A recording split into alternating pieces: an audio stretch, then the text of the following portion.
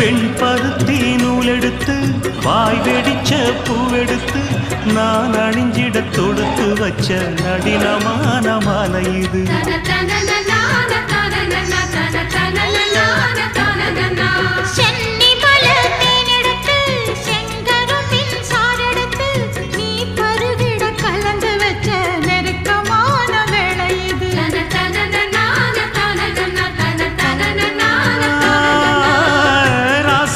உடம்பிருக்கும் ரவிக்க துணி நானாக அன்னாடம் சூடிக்கொண்ட ஆசை வச்சாகாதா.